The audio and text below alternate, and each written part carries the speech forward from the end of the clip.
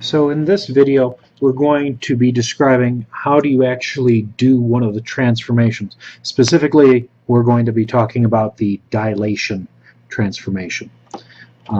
So we start off with the important parts. Well, one, a center point of dilation. Okay, that's where everything is expanding or contracting from or to, and then also the object that's to be dilated.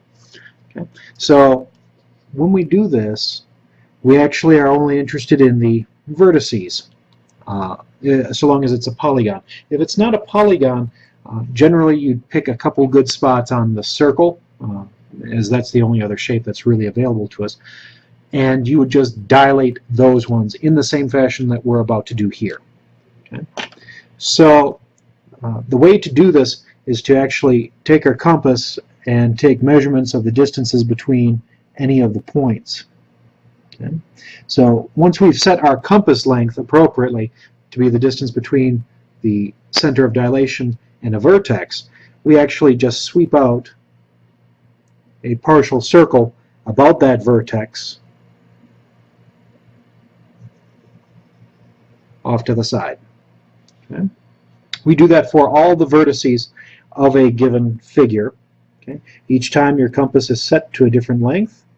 Each time you move your center point of your compass to the new vertex, and then once again you sweep out that say circle of same length from the dilation to the point in question. This one we're actually making one that shares a scaling factor of 2. Okay? So we do that for the other ones.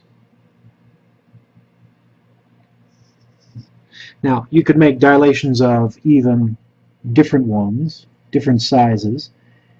Okay? Say scaling factors of 3 would also be easy. You just continue, you'd do this once, and then you'd scale it out another time, exactly the same distance as you're doing here.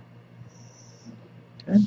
So we've got 4 of these circles, each corresponding to each one of these vertices. We're going to draw a line from the center of dilation A through each one of these vertices. Okay? That will at some point intersect the other circles that we have drawn. Okay?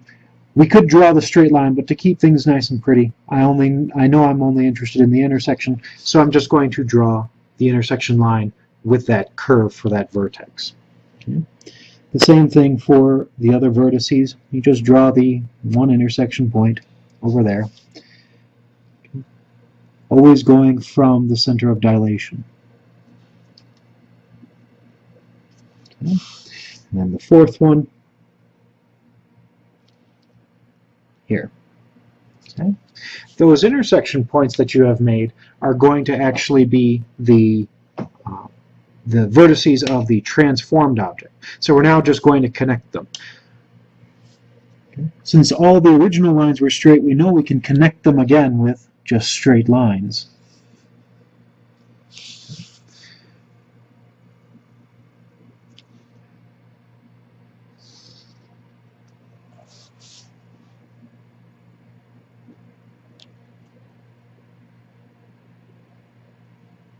So in this fashion, we have created our transformed object from a particular center of dilation. Okay? Notice that these two objects are indeed similar. They have similar properties, such as this looks to be approximately a right angle in the lower right corner. It bends upward into an obtuse angle with 2 shallow acute angles on either corner. But now the real test is, did we actually dilate it by a factor of 2?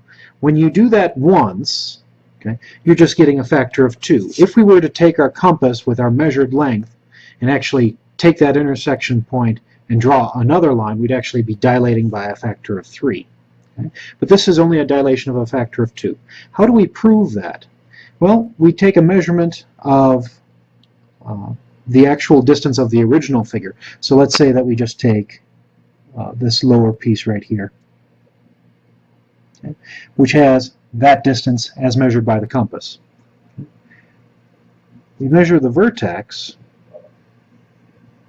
okay, draw our intersection line, okay, and see if it matches up with the other piece, which it very nearly does. Okay? It's a little off, but certainly within the realm of possibility. Any of the other shapes that we, or any of the other sides that we do, will also share this feature of being approximately 2 times larger, just based on this method of dilation from a single point by a factor of 2. Okay? So what's kind of important here as far as noticing, okay, where do you find the center of dilation now that we know the way to construct one? Well, really, all it entails is if you have both objects physically on the plane, you just draw a line connecting their 2 vertices as such, and another set of vertices